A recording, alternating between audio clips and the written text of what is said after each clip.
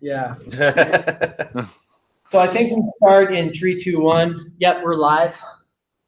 Do you want to lead off with what you were kind of just saying about how this will go? Sure, yeah. So hello, Internet. We are a new symbolization project, and so this group of people here, a few people have already left. We just watched 2 videos, one about the Pewdiepipeline by American Johnson, who is with us right now, and the other one by Shaun about the Great Replacement.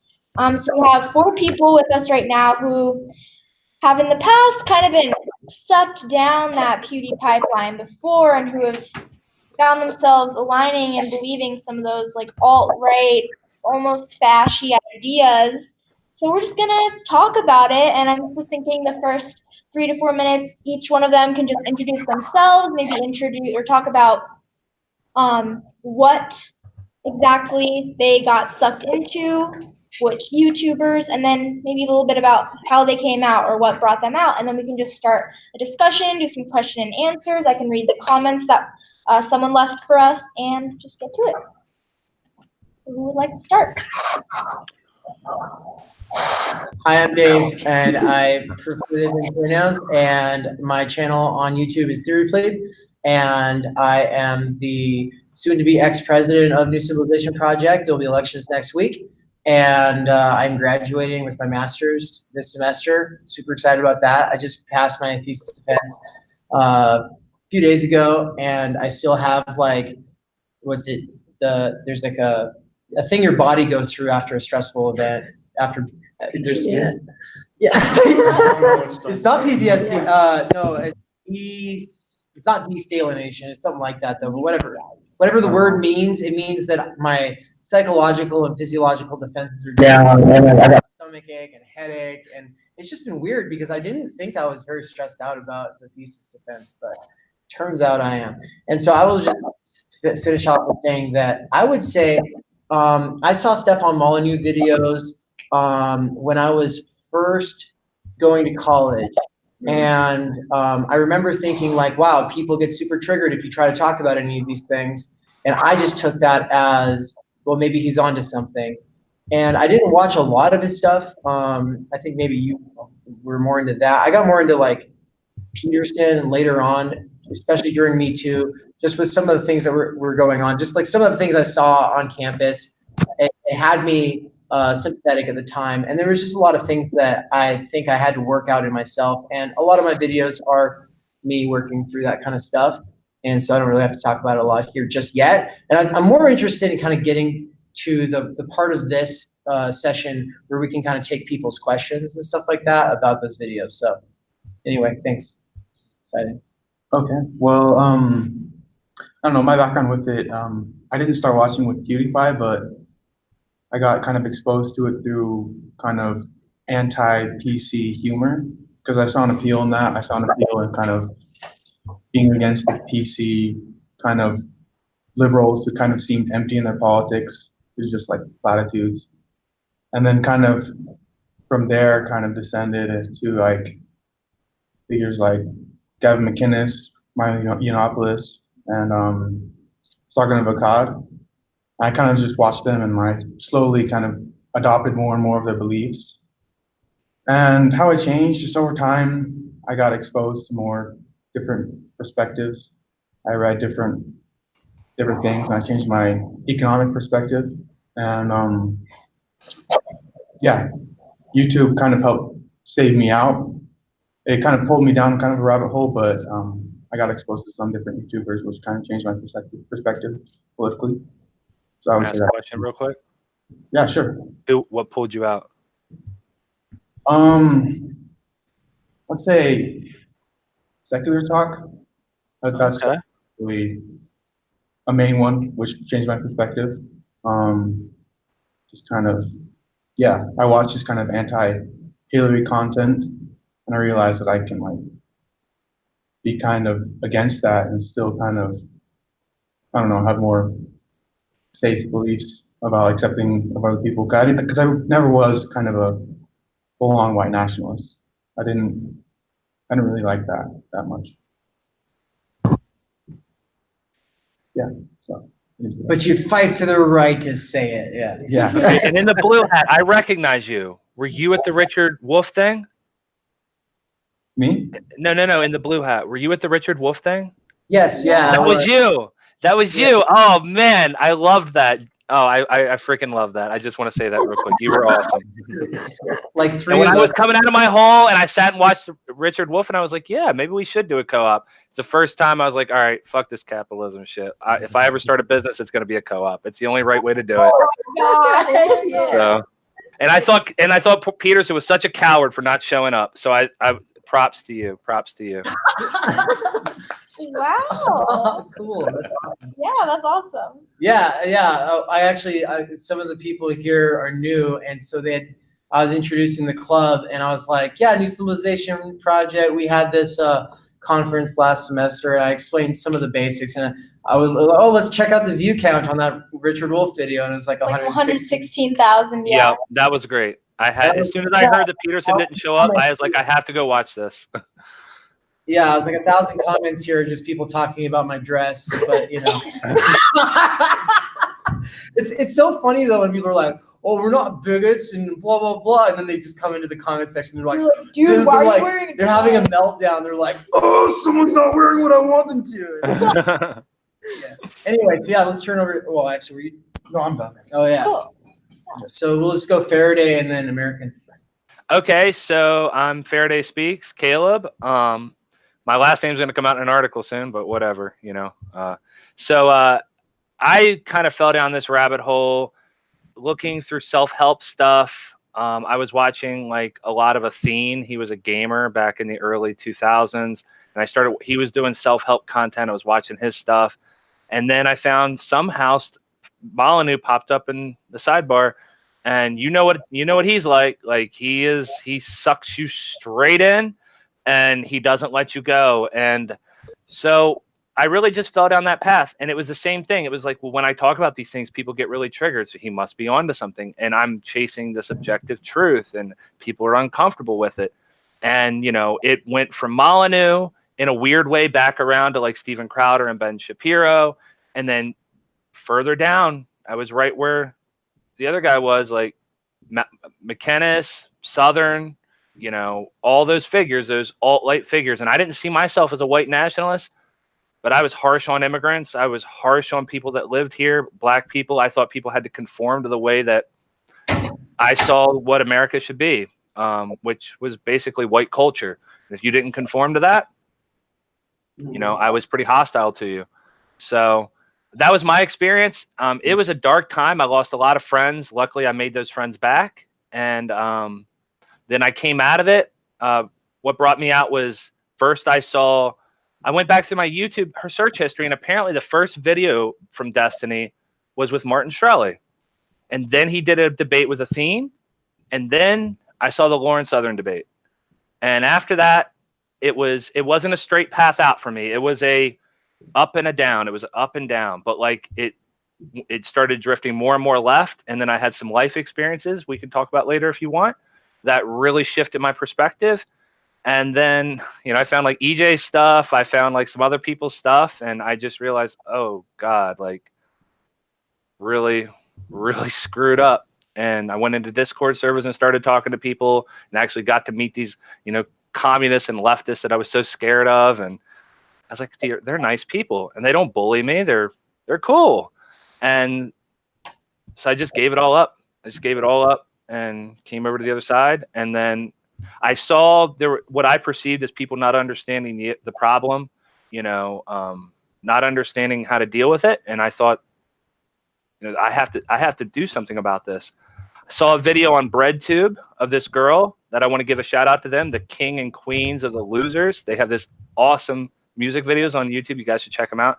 Well, she had this really. Yeah, she might be joining for the end of this video, by the way. Yeah. Okay. Yeah. And she went on camera and she gave this, like, she didn't fall as far as I did. But she was listening to some Gavin. And she was just very brave how she came out and admitted how wrong she was. And she had a similar background to me. And I thought, that's the way I have to tell it, just raw and honest. Because I was thinking about doing video essays and stuff. And then when I saw her videos, like, that's how I have to tell it. And so I did it. And then I promoted it on Twitter. Christian Piccolini from Life After Hate picked it up. Destiny watched it on his stream, and it went viral literally overnight. And now here I am.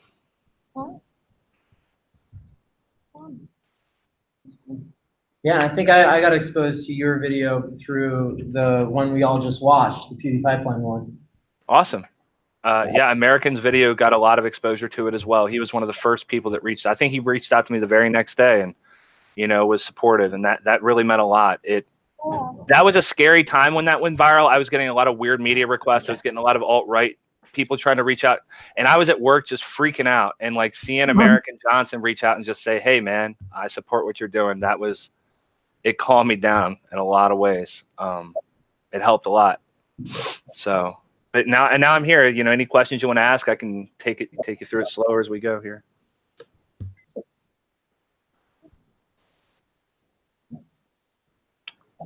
American. Yeah. Hi. Hello. Oh, I wasn't sure. Okay, yeah.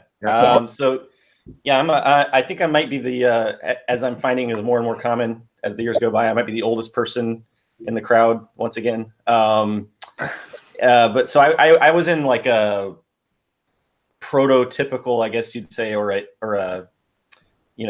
before the alt-right existed as it does today. I was a right winger. I was indoctrinated through like more traditional means, like mass media kind of stuff. So when I was young, the big outlet for conservative and right wing talking points was like things like the Cato Institute, which is a big libertarian think tank. They had a podcast, and even before that, I was listening to like talk radio stuff like Rush Limbaugh and Glenn Beck and Michael Savage and those weirdos. So I was kind of radicalized to the far right before it was the alt-right. And fortunately, at that time, there was not like this kind of more mainstreamed version of fascism. So I was never really like even remotely interested in the fascist aspects of it. I was more of like what you call a right-wing libertarian, anarcho-capitalist, but definitely had a lot of like really bad takes for most of my life. And this lasted into my late 20s. So the kinds of things that I was really into was like privatize everything and like just like make basically just empower corporations and let the free market and capitalism and competition will naturally lead to the best possible outcome. And that included also things like racial and gender and LGBTQ plus issues, essentially just saying like I was just basically under the impression that basically the issues of feminism were behind us. Women can vote now, so there's no such thing as sexism anymore. That was kind of like the kinds of views that I held for most of my life. And, that extended to everything else. I didn't see the kinds of, discriminatory systems that are built into our power structures today at all. And I apologize. It's like 7 a.m. here in Vietnam. So I'm not usually awake at this hours. I feel like I'm a little monotone right now. But anyway, yeah. So ago because you thought this was 3 hours ago. Yeah, right. Yeah, I had a little extra wakey time because people lied to me about the time. But anyway, that's the.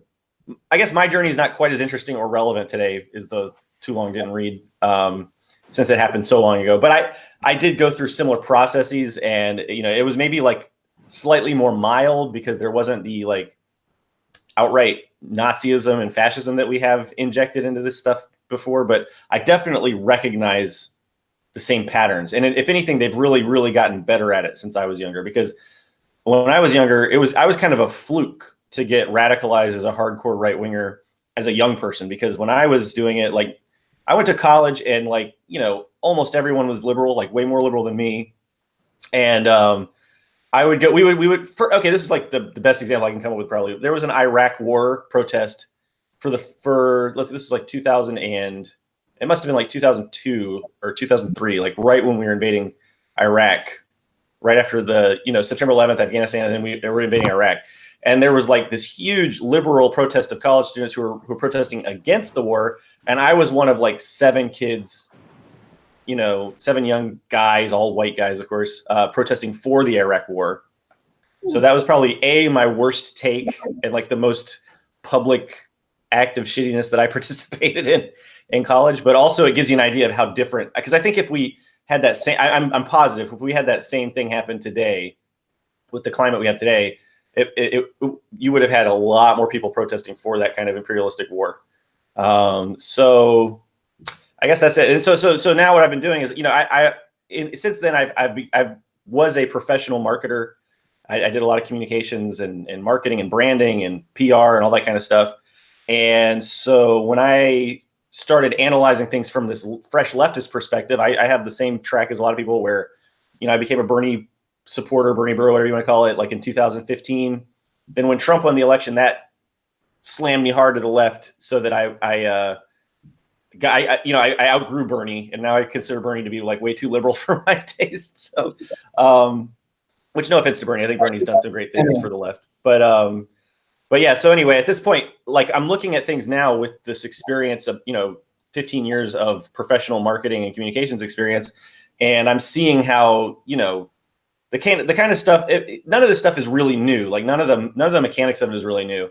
Because, like, you know, Bernays was talking about this in 1928 in the book Propaganda, the exact same mechanisms that are being used now. But what's changed really are the tools that are available, and obviously the internet culture changes things a bit, because now it's a lot easier to set up these pipelines and these stochastic processes, which is like, you know, which I think you all saw the video on stochastic terrorism that I did. But so in a lot of ways, the technology is facilitating it in ways that were not possible before. But the basic principles of radicalization and propaganda and brainwashing are nothing new. So I guess that's basically my story. That's how I got here. And then I made that video that Faraday Speaks was talking about. I'm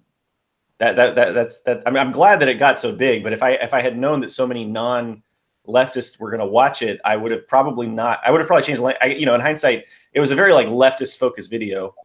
And so I used a lot of language that people didn't like. Like I talked about microaggressions, and I get like 50 comments a day now, even still, that are like, well, you said microaggressions, so I can't take anything you say seriously. So, you know, like, I don't feel bad for using the word microaggressions, but I do know that that's like a word where well, that's something I think because I did a follow-up video. I'm sorry, I'm rambling at this point. I'm about to stop, I promise. But I did something in the follow-up video where I talked about how we need people to translate these ideas to make them approachable to the alt-right and to the people in the pipeline. You know, because there are certain things that are going to turn off people like, you know, my former self, who are not at all receptive to these ideas. So I don't know. I mean, that might be something we can talk about in this discussion, because I'd love to hear more ideas about that. But that's basically where I am right now, and the headspace I'm in right now, and how I got here.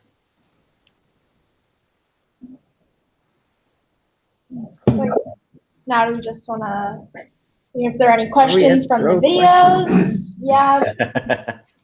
Yeah, I feel like there's probably, so two things, I guess I should say. Several people who are present said beforehand that they don't want to self-identify online. So people might be asking questions and they don't want to introduce themselves. Other people who do want to introduce yourselves as you go in on this, you're welcome to. If anybody wants to like also share where you're coming from, you're welcome to, but we can also cut straight to questions. So. Don't be afraid to ask questions. You can ask whatever you want. I went down a dark path. I'll answer anything. I have a question. I'm Will. What would you define as the alt-right? Like, if you were to have a definition for either one of you. Me, I would define it as, I would make a delineation. So I draw 3 lines on the right, 4 lines if you want to talk about the libertarians, but 3 lines for importance here. Don't leave us out. Yeah, but you guys are like, I went through my libertarian ANCAP phase too, so I know exactly where EJ's coming from. He probably knew more about it than I did, but they're like, they'll hang out in Mexico and like party and do all this weird stuff. Like, yeah, like the conservatives are like, they're a little wacky. Like, they smoke weed and stuff, so I don't know about them. Legalize. So I draw a line at like the conservatives where I'd put Ben Shapiro and Steven Crowder, just 2 figures. I'd put them on the conservative side. And then I draw another line and past that you have the alt-lighters, which are your civic nationalists. So Lauren Southern, Gavin McInnes, Stefan Molyneux. They don't talk about race explicitly as in the same way that the alt-right would. They dog whistle to race a lot. They refer to things more like IQ a lot and culture, and they'll use words like Western civilization and theories like cultural Marxism. So alt-right is very much a co-opted, watered-down version of the alt-right, as I would later learn. The alt-right, you get into the serious stuff. No, we're not Western civilization. We're white civilization. We're not civic nationalists. We're white nationalists. And yes, the IQ thing is important, but it's inherently about race. You know, the other races are inherently inferior, and they're never gonna, they're never gonna ascend the hierarchy. And if you're Richard Spencer, you want imperialism. You basically want, I don't know if you guys have ever heard of the white man's burden, but the idea that white people have to rule over the other races because they can't do it for themselves. And instead of cultural Marxism, they say, yeah, there's cultural Marxism, but it's run by the Jews. So that I would say that's the delineation. The alt-right is just a co-opted, lesser term of the alt-right. And the alt-right's they're basically Nazis, to sum it up. They have differing opinions on economic systems. Richard Spencer's more of a social democrat. JF, Jean-Francois Jérapy, the Canadian alt-righter, he is a libertarian. And then you have people like Eric Stryker who are syndicalists. So there's a wide variety of how they see their future, but what they all agree on is Jews run the world and they want a white ethno state. Well, I don't think economic and political ideas have any impact on generally what their racial ideas are. I mean, do you think that? Do you think it's more likely to have racial ideas as opposed to a left-winger? Oh, yeah. So when I say that they're syndicalist, Eric Stryker's a syndicalist, or Richard Spencer's a social democrat, that's just them. Richard Spencer is also very pragmatic. He doesn't care what the economic system is, right? As long as it's pragmatic and it works. What they all agree on and what makes them right-wing and what makes them the alt-right is they justify the hierarchies and they care about white people first above all. And I just want to jump in real quick and say that I have a couple comments. So first of all, what the question that was just asked about the ideology, in my opinion, if you go back and look historically and you look at the fascists that we have today, fascism has never been a really coherent ideology. It's always been something that is like bends with the wind to whatever, in whatever direction will benefit the people at the top of the hierarchy. And you can go back to like Nazi Germany is like the example of this. It's a great, and as well as Mussolini, but like in Nazi Germany, for instance, they were very like ideologically set on the idea of not going into the total war model that like the Allies were using. So like in the United States, we had total war where like all of our production was co-opted by the government into a sort of a form of socialism to force production of war materials. And the Germans were like, no, we're not going to do this. This is opposed to the Nazi ideology. But then once they started to like have a hard time with the war, they just totally reversed directions. And that's something that Goebbels would do all the time. That's something that the Nazis would do all the time. They would change their economic policies just to, whatever benefits the ruling hierarchy the ruling structure of the hierarchy at the time. So I don't feel like, I think I agree with Faraday Speaks that like, the economic stuff is always going to take like the backseat when it comes to the scapegoating to whatever, minority or whatever group of people you're trying to like foist all of society's problems onto. And just as far as like defining what alt-right is to me, I think it's just a brand. It's like it's an attempt at a brand restructuring for fascism. And you see it with all the language that they're using. So they used to talk about like white supremacism and, like getting rid of minorities. Now they talk about white nationalism and racial realism. And they say, we're not racist. We don't hate ethnic minorities. We just want them to have their little ethnic state, and we want us to have our ethnic state, and we're just proud of our heritage the way that minorities are proud of their heritage. They've really done a lot of tinkering with the language and with the presentation and the packaging, but all of the ideas and the mechanics and the structures beneath the surface have not changed at all. So I think that's important to realize is it's just fascism with the new name. Yeah, with the rebranding, I couldn't have said it any better. And there's a whole history of this, all the way down from the Nazis through people like Pat Buchanan, David Duke, Steve Bannon. They've constantly rebranded white nationalism and white supremacy to be more palatable to, honestly, liberals. Yeah, and I get emails from minorities, and I have vetted these people and sourced them, and I get minorities that were in the alt-right, minorities that were racist against their own people. So and what they do is they rebrand it and they try to make the pool as big as they can so that they have power, and then they push themselves forward. And once they're in a position where they have full power, cut the other ones out, get rid of them. And the new modern version of fascism is a little bit more sinister in that respect, because again, like, so with fascism, nobody wants to, especially, like when I was a kid, the narrative was like, oh, the Nazis were bad, it's good we beat them. Like the Nazis are the bad guys. The Nazis are evil. Nobody wants to be like associated, at least publicly, with the Nazis, right out in front. So now what they can do is they could say, oh, we've got these Jewish white nationalists. We've got these gay white nationals, like they can parade them out, and they can say, look, see, this means that we don't hate these people. We just want them. We want these non-white people to live in their own little place, and then they can be happy and we can be happy.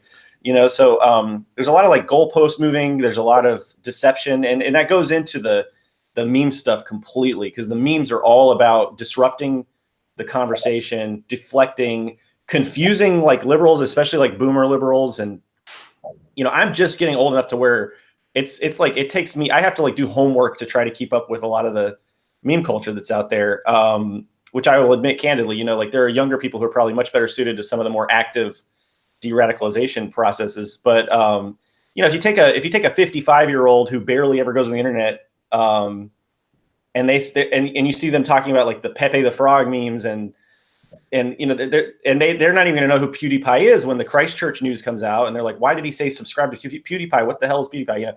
So there's a lot of like moving the goalpost and disruption and deception going on here. They even like changed their logos, so no longer is the swastika like a primary logo of a lot of these more hardcore alt-right groups. They're changing to these like runes, and they have like this like black sun thing. They're literally trying to like rebrand and change their image in ways that are going to just confuse people just enough to where they can catch people who are really vulnerable and make it more likely to radicalize them over to the right. Well, just real quick, and I'll shut up here. In Shaun's video, white genocide turned into the Great Replacement, and I remember this happening. Oh yeah. Yeah, I remember it whenever the white genocide became the Great Replacement. Yeah. Oh, sorry.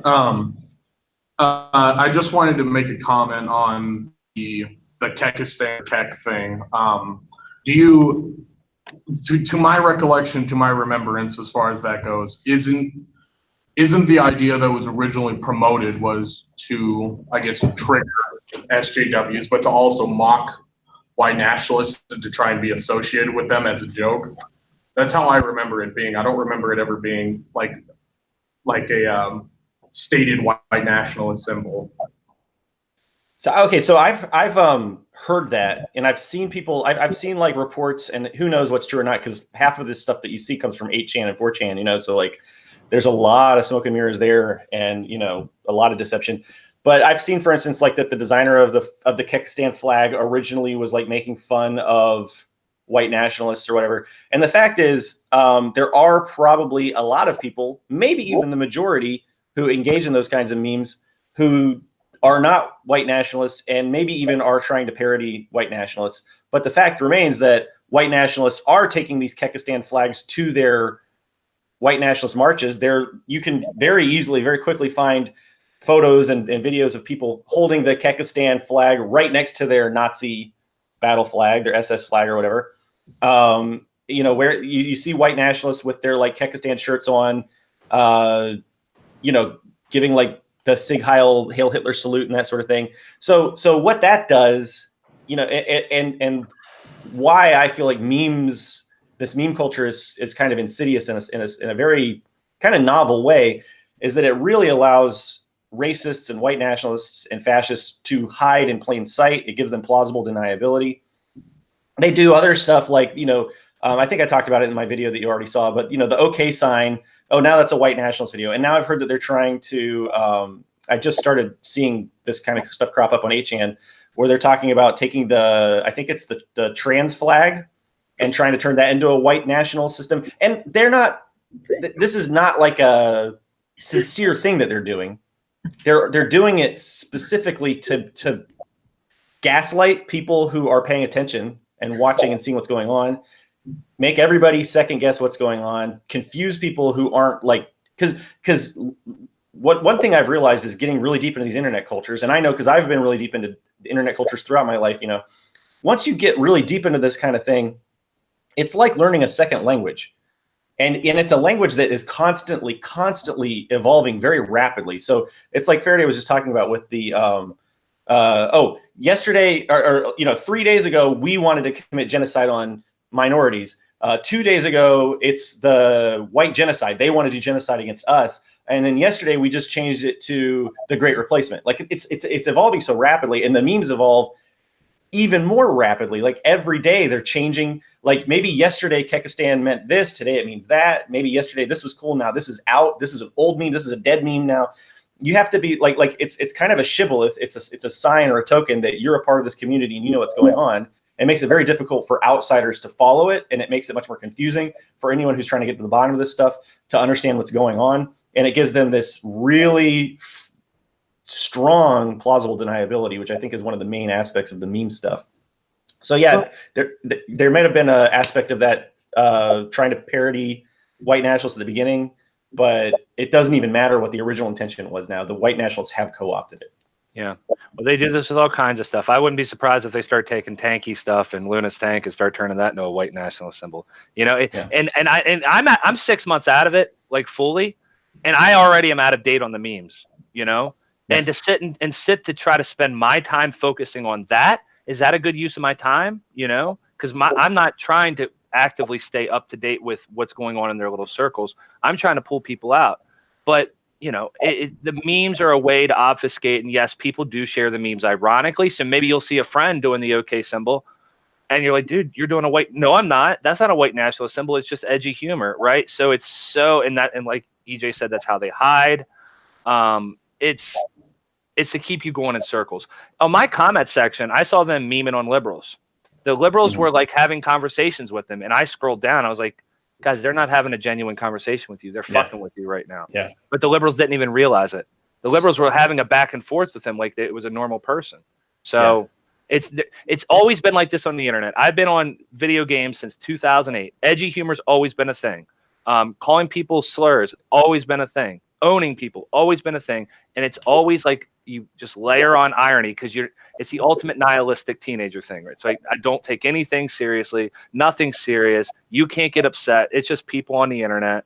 But white nationalists and bullies, they love that because it gives them a shield to hide behind.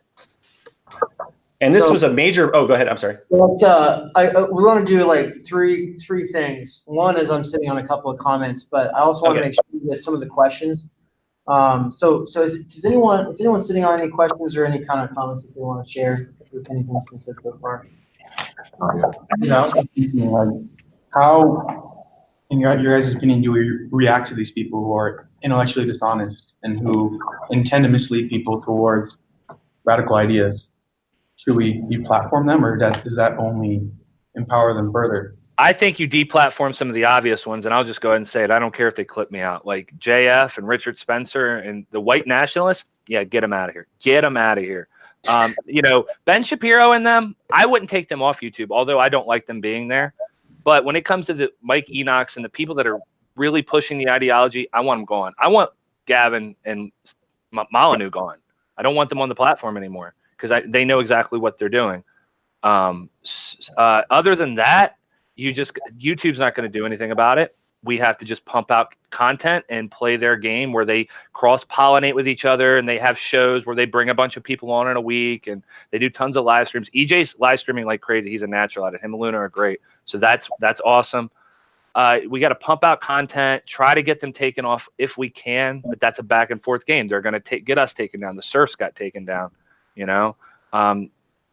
and just as far as like in your day-to-day life, when you see this stuff happening, it's tough. It's tough to go to your friend in one conversation and pull them away from it, right? So my way that I do that is when it's just on the personal level, not the leaders, not the people that are manipulating and figureheading this stuff, but I just try to get into a dialogue with someone and see if I can get them to empathize with them, and then see if I can get them to empathize with me. And this is experimental. It's what they used to, it's what Christian Piccolini and all them did with the old white nationalists. So I'm new to this. We'll see how it goes, but that's my approach right now. But I'm very much about by any means necessary. You know, people, if Destiny wants to go and debate these people and own them and embarrass them, that's great. You know, if EJ wants to expose them in video essays, that's great. Like, it's by any means necessary, in my opinion. Yeah, I would. I just wanted to jump in on the issue of you know, what a lot of people would call censorship. And I personally, I did a follow up to my video, and I said I am not in favor of corporate or state censorship. Like, full disclosure, I'm an anarchist, so I don't trust the state and I don't trust corporations personally to make those decisions properly. I think that if anything happens where like they start to get hardcore involved with deplatforming people politically, it's going to be people who really stand against the status quo and the people who are in power, which are, you know, mostly leftists. So I'm very wary of corporate and state censorship, but I'm really big on direct action, which would be like what happens on college campuses with the Nazis, where, you know, that's where individuals got together, organized, and took a stand against, you know, like Richard Spencer didn't stop touring because the government banned Richard Spencer's speech. Richard Spencer said, you know, like that the direct action against that whole kind of a college campus tour was so strong that it motivated him to just voluntarily stop doing that kind of stuff. So, you know, that's the kind of stuff that I see as more valuable in terms of, like, you know, censorship versus us forming movements. And I think organization is really vital to that. So, you know, we need to be organizing, building our own power structures to stand against the corporations and the state, in my opinion. Make sure our ideas get out there. I do share EJ's fears. I don't mean to interrupt you, but I do with when it comes to YouTube deplatforming, I do share his fears, but I see them the same way I look at ISIS when it comes to these really hardcore people. And I guess I'm just getting impatient with them. Yeah. I mean, there are definite like line in the sand examples where, like, if they're like flagrantly throwing out swastikas and or whatever, you know what I'm saying? If they're like really flagrantly aggressively racist or misogynistic or transphobic or anything like that, then, you know, that crosses a line. I hope that we as a society can generally agree we don't want that kind of stuff platformed on a major corporate, on a platform, just the same way we would with like child pornography or any other kind of egregiously social harm producing content. So, yeah, I think we basically agree there. Yeah. Okay. Cool. So the name Destiny's come up a few times tonight, and you talked about secular talk being your kind of way out. And I kind of wanted to say, you know, for me, I really wish I'd run across Destiny or secular talk years ago, like years and years ago. And now when I see them and I see some people, oh, they're not left enough, or oh, they're problematic themselves, or whatever. Like, there's all sorts of things people will say about them, but I always see different people doing it different ways, and I think they're reaching different audiences for doing it these different ways. Yeah. Right. You both got reached by different people, you know, in that situation. Same thing with like Hassan Piker. Like, they are reaching a completely different, or Bosch, right? They're doing a better job reaching most gamers than I'm guessing. This is pure speculation, but I would think that they're doing a better job reaching most gamers than ContraPoints. Right, because they're using Twitch, and because this is just like they're just coming at you from that gaming level. And so, as far as like problems going with them being problematic or whatever, I mean, to make a comment on the whole situation, the left has a rabbit hole just like the right does. Neither one of them is innocent of having a rabbit hole of ideology, where the further and further down you go, the less and less somebody is part of that group. You know what I mean? What's the ultimate? I'm sure somebody as far left and as far like ideologically driven is never going to like anybody like maybe them or anybody. You know what I'm saying? I would agree with that, actually. Okay, so here's how I will agree with that. What we're talking about are social processes that are well documented by psychologists and by sociologists. And what, to me, like when I talk about the pyramid or whenever Faraday's talking about the funnel, it's all the same stuff. It's and what we're really getting to is the way that the individual and society influence each other and gradually change each other over time. So as more and more individuals are changed by a changing culture, the culture, it'll snowball, you know, and things happen back. And that's why often fascism takes root so quickly, because, you know, the fascists are really good at doing this. But you know what? Sometimes in history, the communists have also been really good at using these social processes. And sometimes it's been other movements, maybe a gay rights movement or something like that. Sometimes these things take root and then they snowball, and then you have these kinds of pyramids. Now, the problem is that the white nationalists in particular, the fascists in particular, their pyramid is driven towards violence against vulnerable people. Now, some people would definitely love to argue that that leftists like me who want to dismantle capitalism, they'll say that we're also driven to violence and we just want to get revenge on the bourgeoisie or whatever. I definitely disagree with that, and I would strongly say that, you know, my strain of leftism and the leftist that we see, the leftism that we see growing today is very much rooted in protecting vulnerable people, dismantling oppressive structures. That's a whole other debate we can get into. But the point is that, you know, if somebody says something like that, that the left has their own pipeline as well, the left has their own pyramid, what they're doing is they're legitimizing the fact that these are social processes. And I think that's important. They need to be legitimized. They've been established through decades of sociological and anthropological and psychological research. These are processes that happen. Sometimes they happen for like Fortnite, and sometimes they happen for genocide. So, you know what I'm saying? So like, we need to be mindful about what we as individuals are contributing to society and how we're being affected by society. And then, you know, if I could just, there's one other kind of like piggyback point I want to make, which is that, because we were talking about how to kind of like stop the pipeline, how to interrupt the pipeline. And one thing I want to be, I guess, careful about is that we don't focus too much on de-radicalizing fascists. I know that sounds kind of weird in a discussion like this, but there are a lot more centrists and liberals currently than there are fascists. And a big problem historically with fascism is that liberals and centrists and, you know, people who are maybe politically apolitical, they tend to sort of like assist fascism by doing nothing, because maybe they don't see what's coming. Maybe they don't take it as a sincere threat. And a lot of people don't take the alt-right as a sincere threat right now. So I think we need to be putting I think it's the liberals are a lower hanging fruit, especially like what mainstream considers liberals, like the Democratic Party in the US and those sorts of people. They're, you know, compassionate, but maybe they don't understand the mechanics of what's happening here. And I think we should probably invest a lot more of our collective energy on those people and educating them about the alt-right, and also maybe trying to change our culture so that this fascist alt-right shit isn't cool anymore. Because the alt-right has about a decade on us on the left in terms of changing and affecting and sculpting our culture to make this Nazi stuff cool in a way that's really, really, really upsetting to me and a lot of other people. So, you know, and also de-radicalizing fascists is very specialized work, and it's work that only a few people can engage in. You know, so like maybe Faraday Speaks is really good at it because Faraday just came out of that pipeline and understands that culture. But like somebody like me wouldn't be as good at it. And it's dangerous too. It can be very dangerous, especially if you're like a minority or if you're LGBTQ or something like that. So we need to be really careful. We have to like be strategic about this and mindful, and also not do things like, because Faraday was talking about how the surfs got taken down. We don't want to like instigate Streisand effects and give people more of a platform and more eyes on them than they would have gotten otherwise, because we go in and like degrade their channel or something like that. So I'm just saying we need to be, you know, very strategic and thoughtful about the approaches we take. Well, EJ, you get the centrist, and I'll sacrifice myself like a lamb to the right. That is the ultimate sacrifice. I think I've maybe had conversations with a couple of friends on campus who, in their own ways, try to keep a foot in that world, to try to keep people from going too far.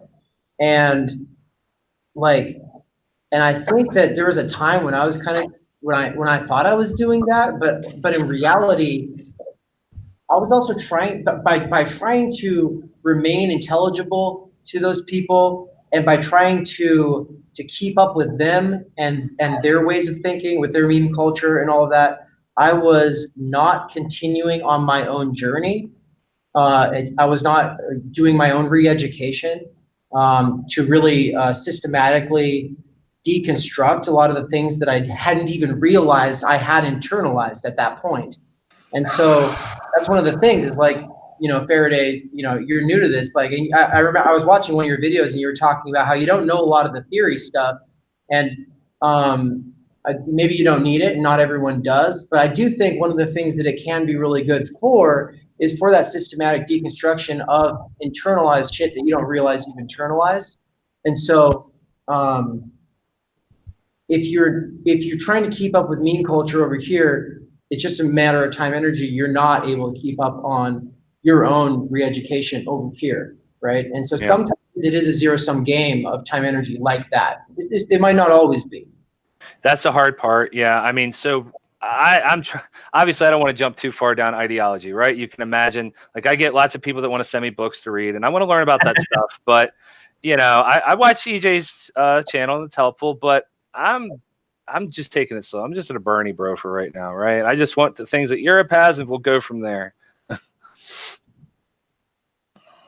I mean, so I have a much different perspective as a, you know, as a pretty radical leftist. But I don't think that there's anything wrong with like Faraday's position at all, especially considering, you know, Faraday's just coming out of a much different kind of radicalism, but Faraday's just coming out of a very intense political process and maybe wants to chill for a little while. I understand that. But ultimately, I just have to say, you know, all of these problems, all of them are stemming from the systems that we have. And that's why I feel like we need to dismantle them and replace them with things that are much more humane and compassionate and inclusive and democratic.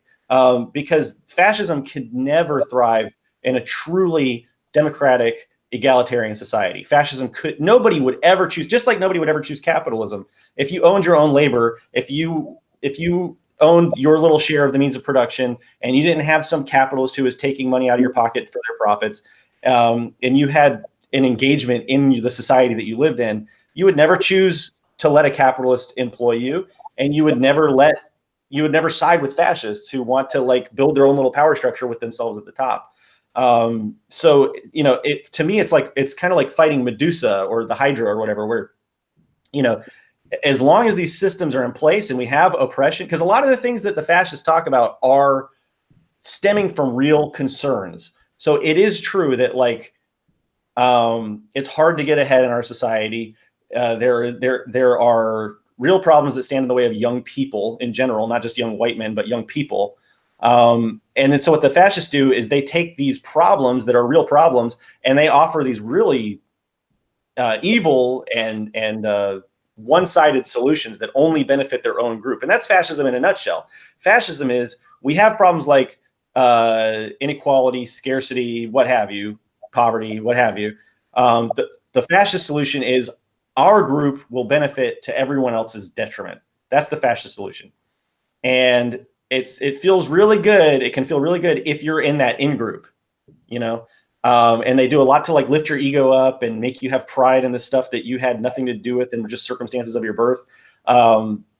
Whereas socialists like me, we want to dismantle the system and replace it with something where everyone gets to participate. And until we do that, we'll just be chopping off one head and then two more will grow over here because the system will continue to grind people down and oppress people. So I think it is important in the long run to turn people onto these alternative ideas. Well, I think what you're hitting upon is right, and I think it basically boils down to like the story of the marketplace of ideas, where you just have to have a better story than the other side. Your idea has to make more sense and be more beneficial to society than the others. Yeah. So to the one guy that was into the Gavin McInnes and all that, did you feel you were getting a sense of pride, a sense, because even in there, I wasn't full alt-right, but I still felt like Western civilization. I came from like a culture, a long lineage of like, you know, traditions and values. Like, did you feel that at all when you were watching that, or was it just the edginess of it that drew you in? No, there's something cathartic about it, like telling somebody who's telling you what to do to fuck off. You know, there's something cathartic about like doing what people like don't want you to do, and kind of being kind of that person who's woken up to all the bullshit. They call it the red pill, you know? Mm-hmm. Yeah. So that was the main motivator for you then? Yeah. I felt like I had kind of woken up to kind of a conspiracy, kind of a little bit. Yep. I felt the same way. Yeah.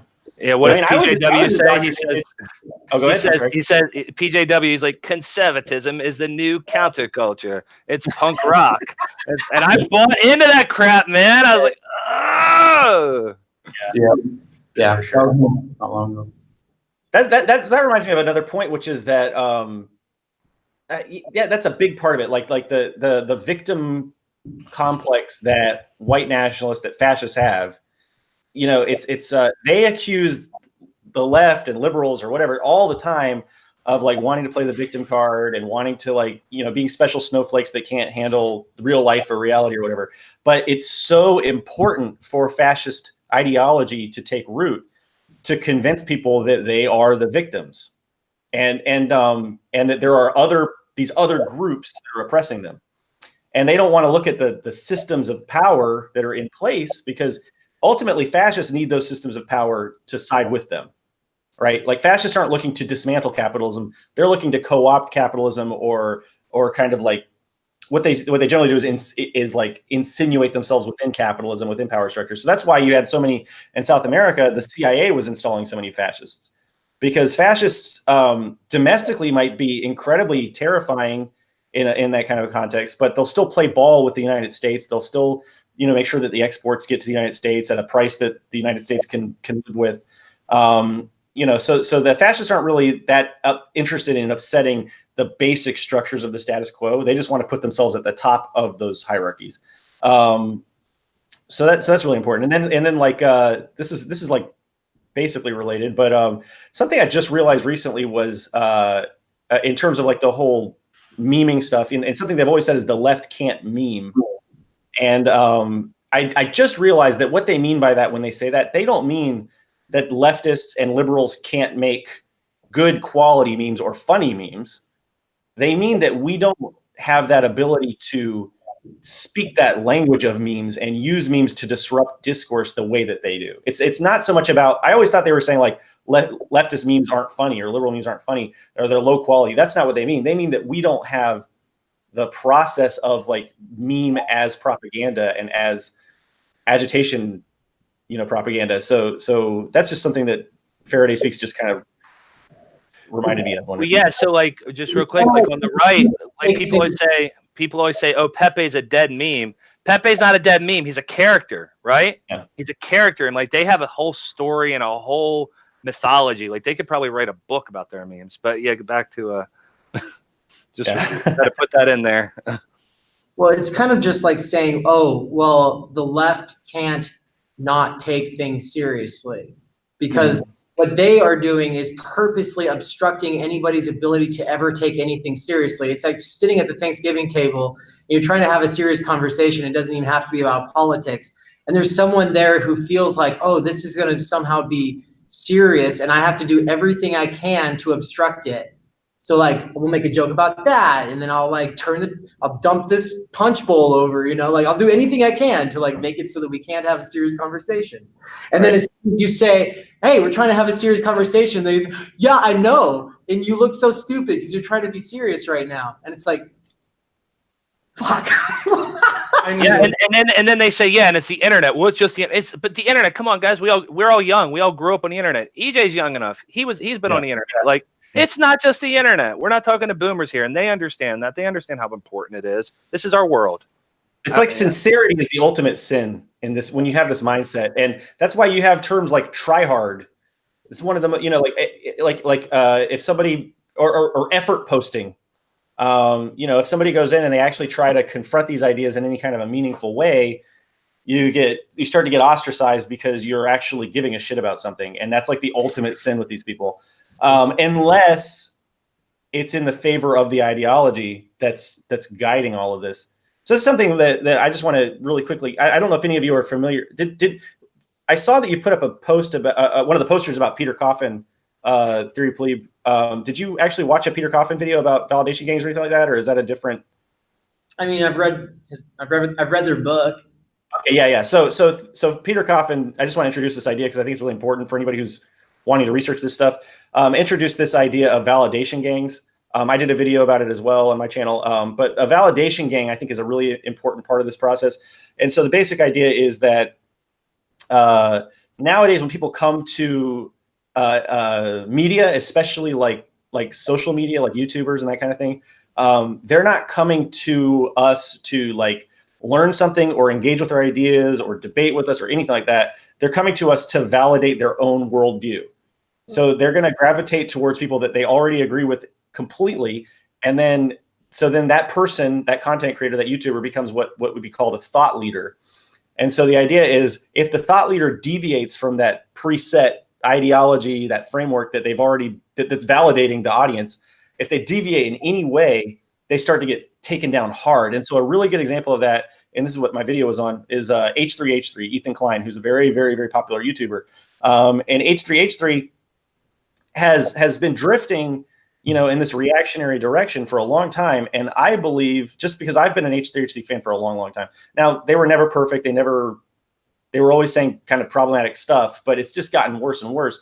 And I think a lot of it has to do with the positive feedback that they receive in terms of feedback from the audience, but also in terms of things like views and the algorithm promoting the videos more that are like anti-feminist and maybe a little bit, you know, problematic in whatever way that they chose that week. But also, you know, they're making more money because of that. So it's kind of like this process where the audience is kind of like forcing content creators in these certain directions that are, you know, not good for society. And then if Ethan does something that goes against that grain, like for instance, Ethan was joking around with can't remember their name, another YouTuber, and like, you know, dropped a lot of like the N-word a lot and some other really bad slurs and that sort of thing. And it was like in a joke, you know, just joking, just making memes or whatever kind of thing. Nobody in the audience that was in this validation gang portion of the audience, which is usually like not the whole audience, but a sizable vocal part of it. Nobody in that audience like batted an eye or cared at all. There were obviously a lot of liberals and people, you know, other parts of the audience and people on the outside who were calling Ethan out on that, but nobody in this validation gang really cared until a few months later when PewDiePie said the N-word and Ethan actually came out and said like, hey, that wasn't cool.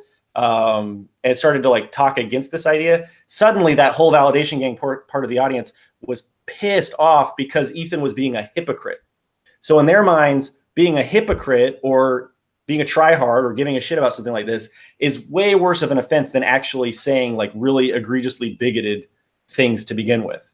I just think that says a lot about the mentality of this movement. Well, yeah, I've found that to be one of the cheapest forms of critique, or that, you know, is like trying to be like, oh, there's a hypocrisy here. It's like, if there is a hypocrisy here, we can talk about that, but can we first talk about the thing we're trying to talk about?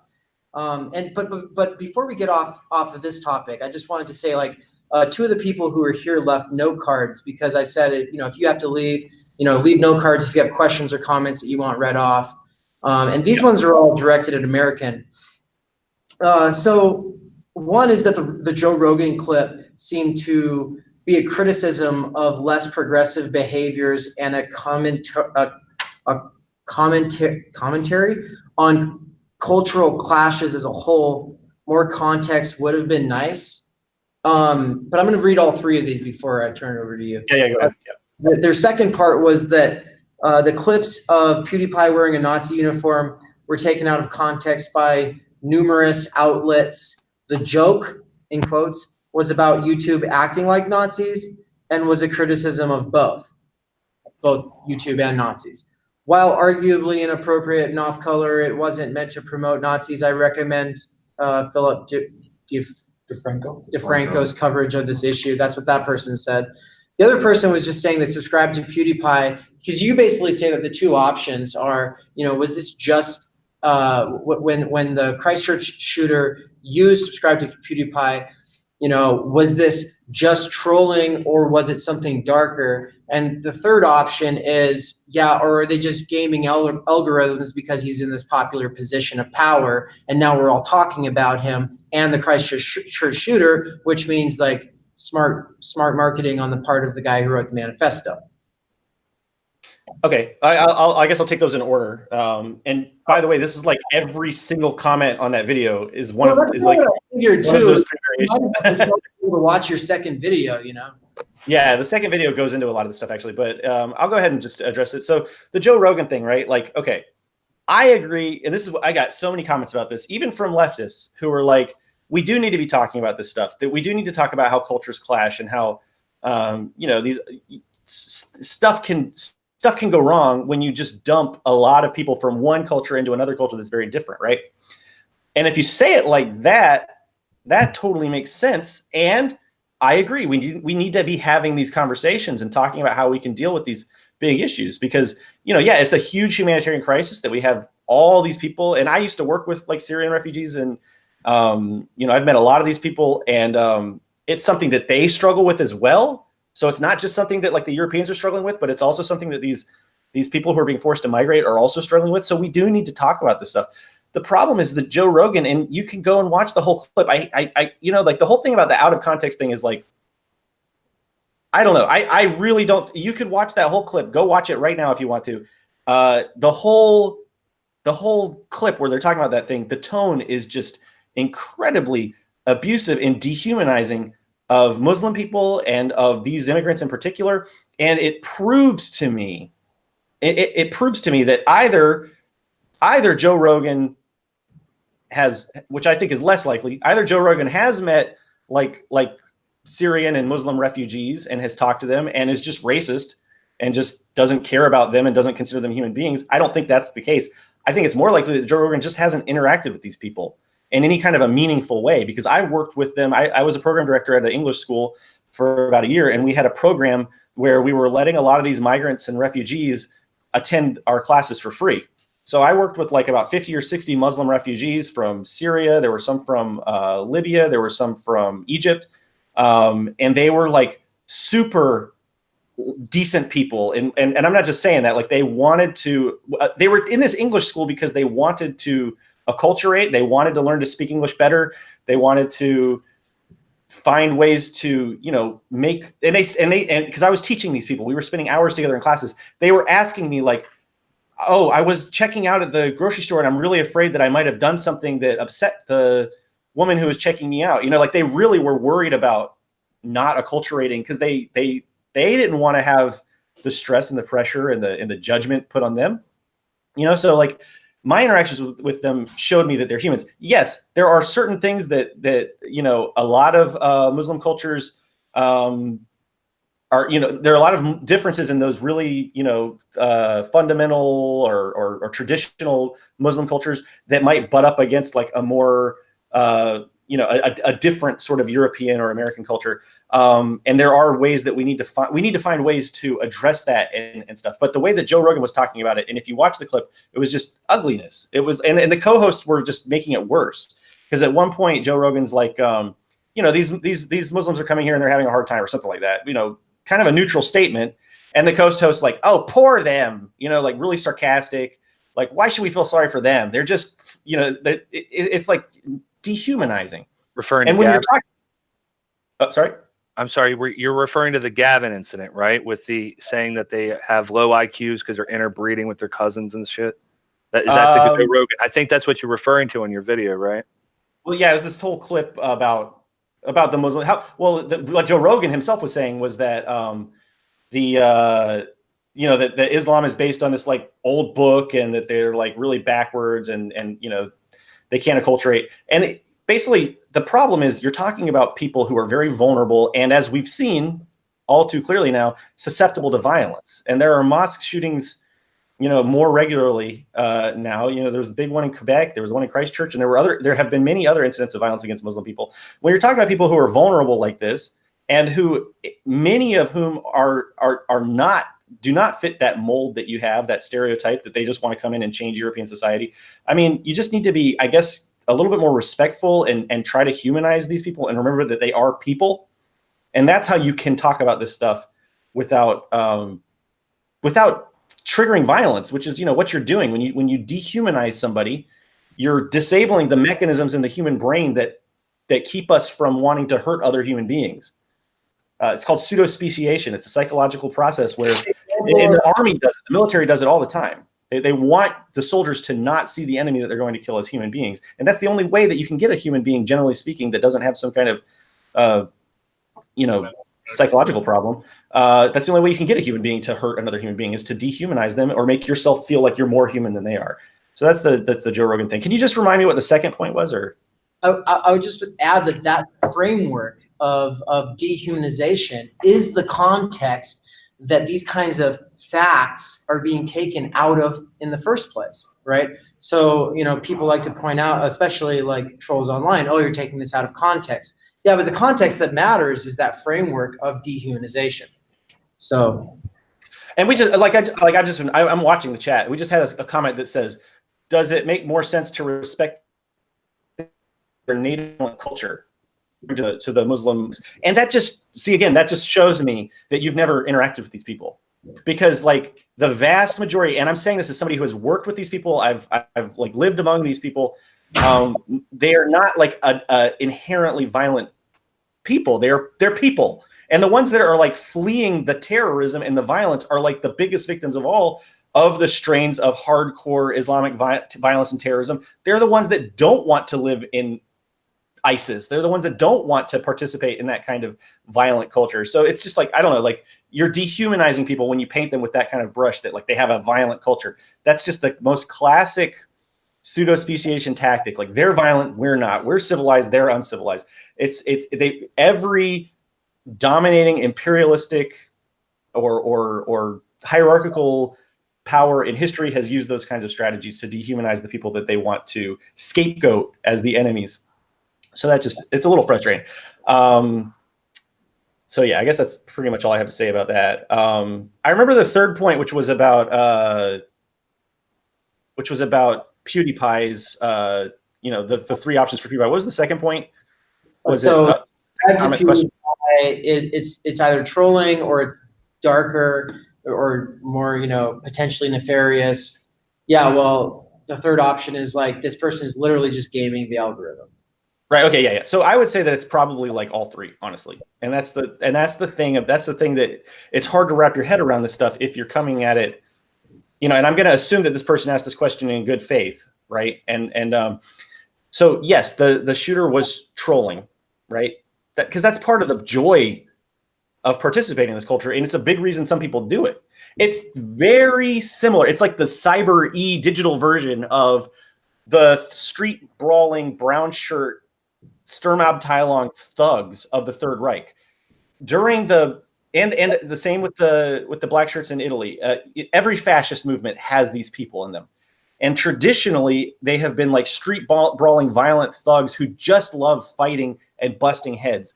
And that's why the brown shirts were so important for Hitler's rise to power, because the brown shirts were willing and ready and able and happy to go and fight with communists. So as the communists in Germany were starting to take power and they were starting to go on strikes and they were starting to develop class consciousness, the brown shirts would go in and they would bust up the commie gatherings. They would fight, and they loved it. And they weren't into it for a lot of these brown shirt types, these thug types that get drawn into these fascist movements. They don't care about the ideology at all. They just want to fight. They love the violence. They thrill on it. And these are the people fascists need to recruit. These are their foot soldiers, and they're their cannon fodder.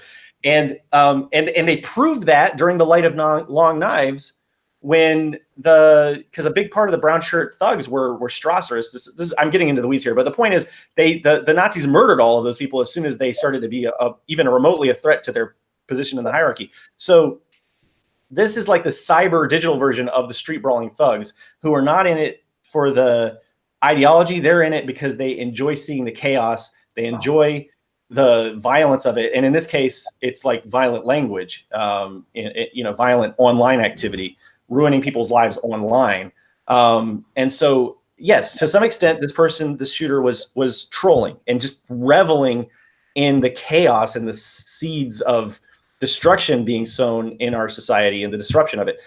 But also, there was the media gaming going on, which is a big part of alt-right strategy when it comes to disrupting conversation. Yes, they always want to try to co-opt it's like, that's the reason that, like, for instance, there are hundreds and thousands of Captain Marvel videos coming out right now with all these alt-right and like reactionary YouTube channels. Captain Marvel did really well. It's making millions and millions and millions of dollars. There have been some fairly progressive talking points coming out of that, whether you're talking about the things that some of the actors have been saying or some of the messages in the film itself. And of course, the alt-right is going to take that and try to game it. And that's what I was doing when I called it the Pewdiepipeline. I was experimenting and seeing if, we could maybe adopt some of those strategies, because like PewDiePie is an avatar. PewDiePie is not the only person, not the worst offender, but PewDiePie is huge, has 90 million subscribers. And if you can, just the same as like where the alt-right, they want to kind of go in and disrupt the conversation. I'm thinking if we could get PewDiePie to pay attention to this and address it in a sincere manner with 90 million subscribers, you know, maybe PewDiePie's offense is like low, but if you spread that out over 90 million people, it's a lot of potential harm. And if we can reverse that and somehow break through and reach through to PewDiePie and you know, if PewDiePie really is sincerely not a Nazi and just doing this stuff accidentally and not realizing the ramifications of the stuff, if we could get PewDiePie to pay attention, imagine the effect that could have on 90 million people. So, and then of course there's also just the ideological fact that it is a dog whistle. In fact, you have no idea how many comments I get every day that are like, subscribe to PewDiePie, and it's made by some. You'll see if you get into the political aspects of YouTube, there are like hundreds of these profiles that are like really, I'm not even going to say any of the names, but they're really bad, racist, stereotypical versions of like a Jewish name. And you know, they use the word shekels a lot, and they'll be like, subscribe to PewDiePie. So there are obviously people who are using this just as a dog whistle. So I would say it's all three. If I can touch. Before we go to Faraday, everyone who is on the panel can say a couple last words, but if we were to say one more person here asks a question, then one more person would respond to it, and then we'd basically be at time. And because the panelists have done a lot more talking, I think it'd be good to have a couple people here make, you know, give questions, comments, and then let you make your closing remarks. But I'll just make a plug really quick. You brought up Peter Coffin. Coffin's coming to campus next week, and we'll be doing a live presentation of the segment they do called Many Peters.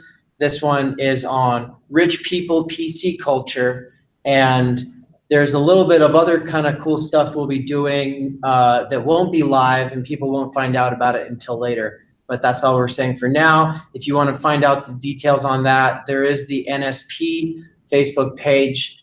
You can look at that up. I think it's NSP Boise, so it'll be like facebook.com/NSP Boise.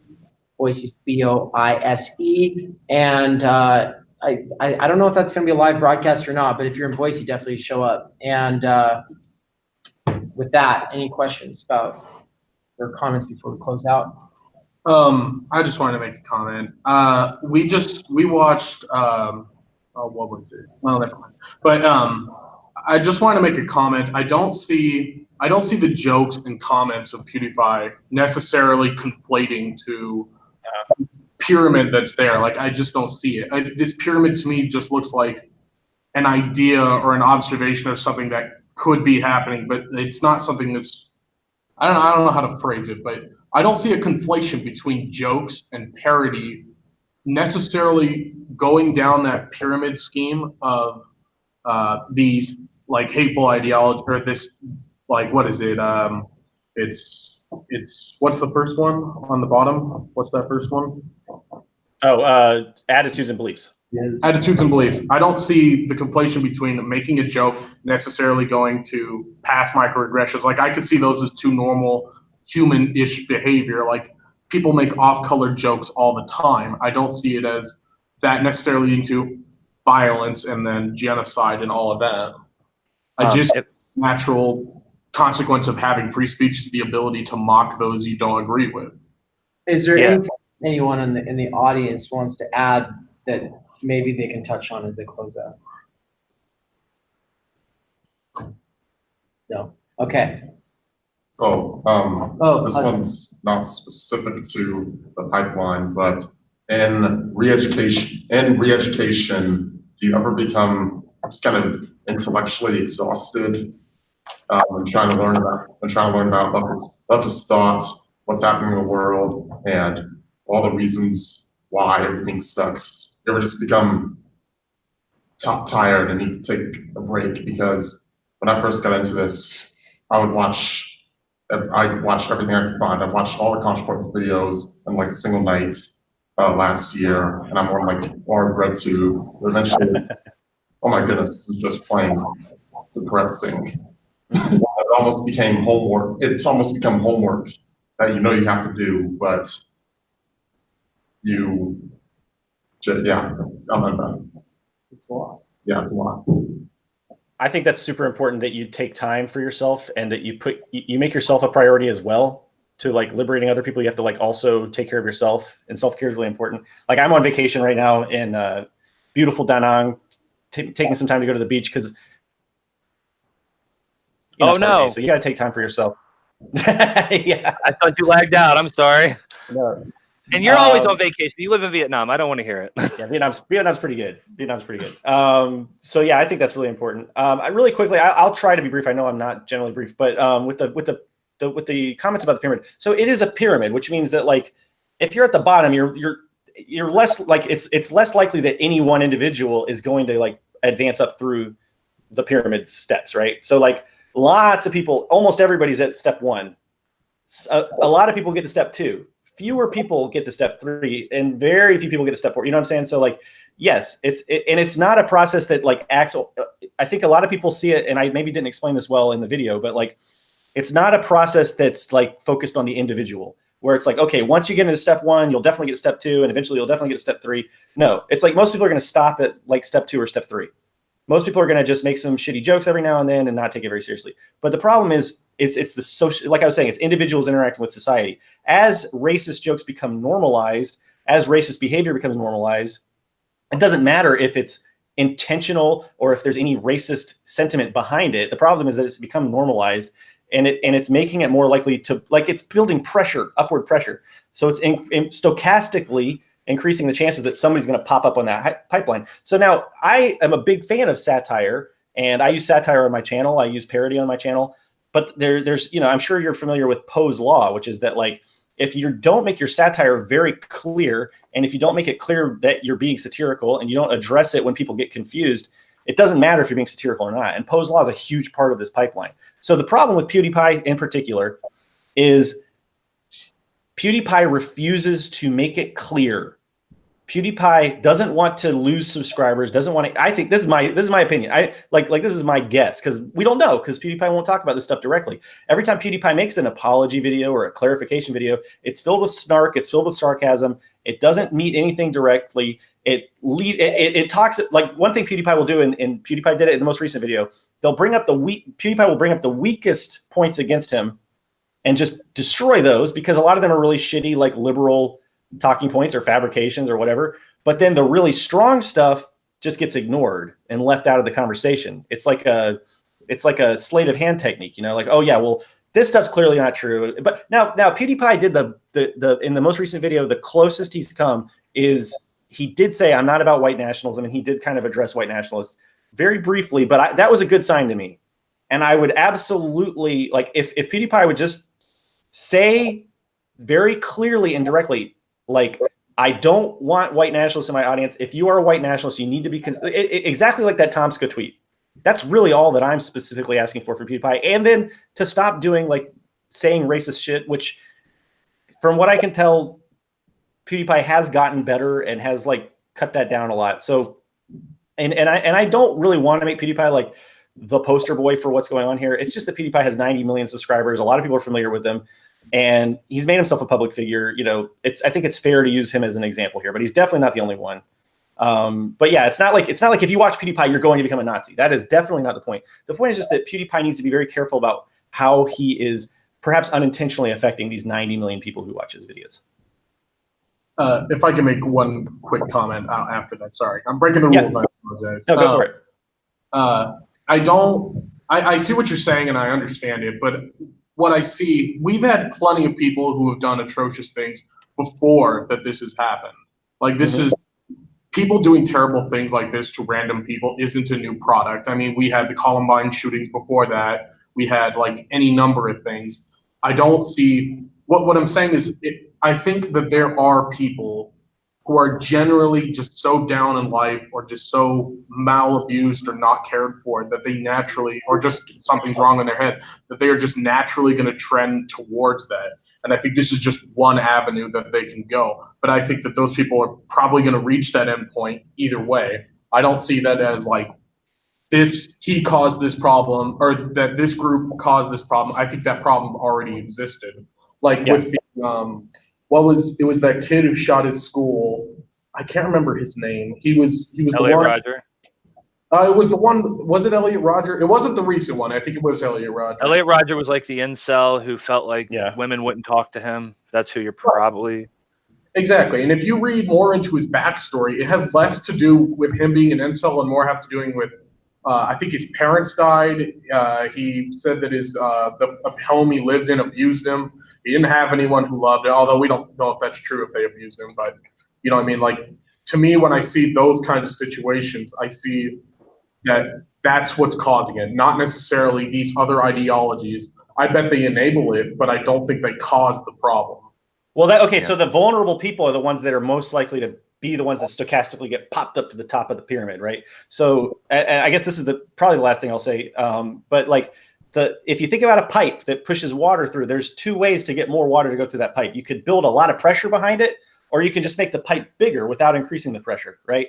So like there are some really high pressure, stochastic terrorists that are intentionally trying to push the pressure up and build it. And these would be like the really hardcore white nationalists, the people like Richard Spencer and worse, who are just really trying to push this like hate message, right?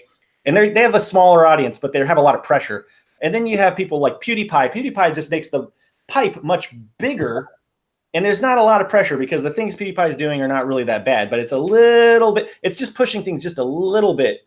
It's blurring the lines a little bit. It's making things a little bit more normalized when PewDiePie does stuff like, that are like, like the death to all Jews thing or whatever. It's not a huge offense, I guess, but it's a huge audience. So, like that's the danger of it. It's like if you have a person with a gigantic platform who's doing something a little bit racist and normalizing racism a little bit, that's doing a lot of damage collectively. It's like the amperage versus voltage with electricity. And, maybe PewDiePie is like high voltage and Ben Shapiro is like high amperage. But they're both increasing the wattage. They're both increasing the output of hate. So that's where I see the danger. American Johnson back with this explanations. I love that. Sorry. No, I love that. That's genius. Especially the amperage and like it's all upping the wattage. Yeah. So if I just want to spit out my points real quick, and sorry for talking forever. I didn't realize how short on time we were. So first of all, about re-education, exhaustion. Just consumption exhaustion with this politics stuff. Yeah, it does exhaust you. Now, me personally, I'm like, I don't know. I have a tolerance for this stuff, so it's entertaining to me. It doesn't feel like homework to me. The alt-right stuff now does, and I do get exhausted from that. There's also something called fascist fatigue. So if you're researching these alt-right figures, you need to take time for yourself. For me, I'm a little bit more inoculated to it, so the hateful rhetoric doesn't bother me so much, but someone else, like, ContraPoints, it gets to her a lot. And I know a researcher online, she researches the Proud Boys, and she has to take days off because, when you're a woman and you're hearing like all this hateful rhetoric, it's like that gets to you. So just, take time for yourself. And also I got rid of Facebook because I thought I was going to get doxxed, and I wiped my internet profile like everywhere. And it's so much better being off Facebook. It's a horrible platform. You just pick up your phone constantly and you're scrolling for no reason. So that's another thing. So just real quick, like what he was saying, PewDiePie is not the worst offender here. And first of all, if PewDiePie watching this, I want to speak to him directly. I don't think you're a bad guy.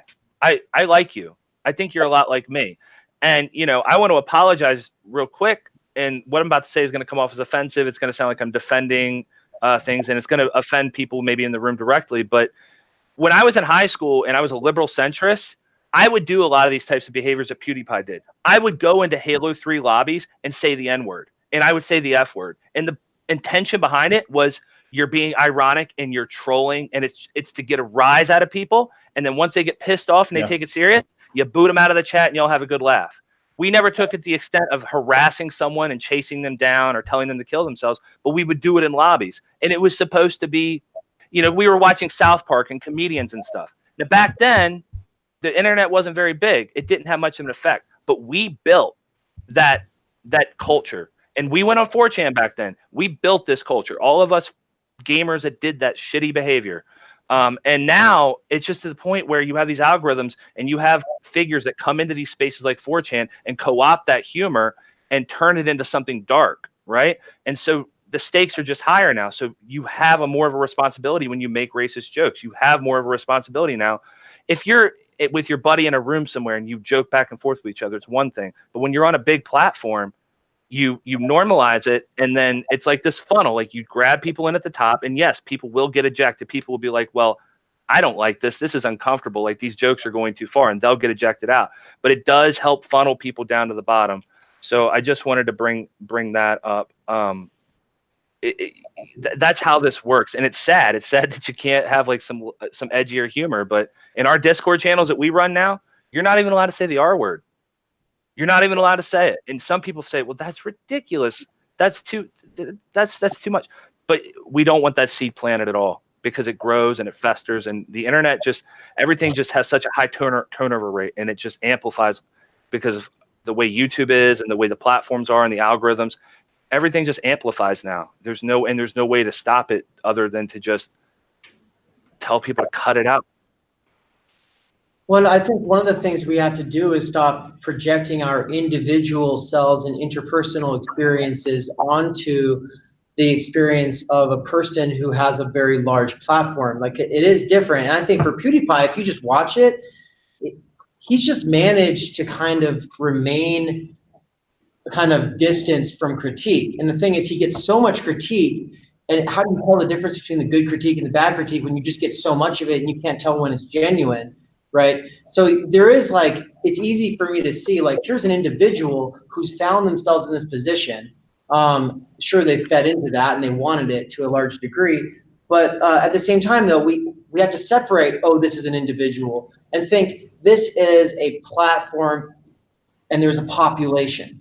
Society is a population, and when we think about populations, we have to think about statistics and statistical averages and norms. And when we think about what is considered normal and what is considered permissible, the standard of what is normal and permissible is going to be like the center of that bell curve, and then the extremes are going to be out here. Well, so there's always going to be radical people, and they're always going to do radical things. But what those things are going to be kind of decided by what the norm is in the first place.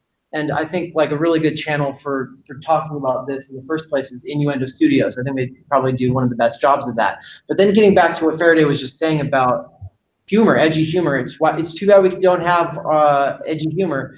Well, or no, you didn't say it quite like that, but I know what you meant. Like, we have edgy humor, but like you would hear Richard. It used to be Richard Pryor and George Carlin would get on stage, and George Carlin would get on stage and just name off every single slur that he could. And the point he was making that skit was, look how absurd these words are. They're just words, right? But now it's like it gets co-opted, and it's sad.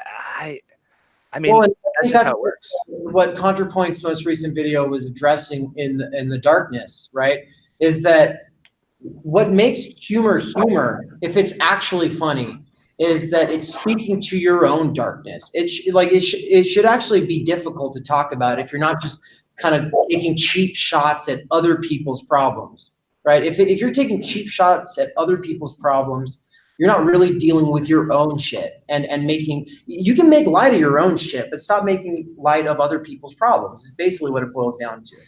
Well, I love that video because, yeah, and like she even was like making trans jokes in the video, and she's like, these trans jokes are funny. Why are they funny? Because I know what I'm talking about. These aren't cheap, like, just quips that someone just made up one day, right? Yeah, so I agree with that. When you're talking about your own darkness, I make edgy jokes about my own darkness all the time, I try not to do it on other groups, though, because I don't know what the hell I'm talking about, It's just cheap.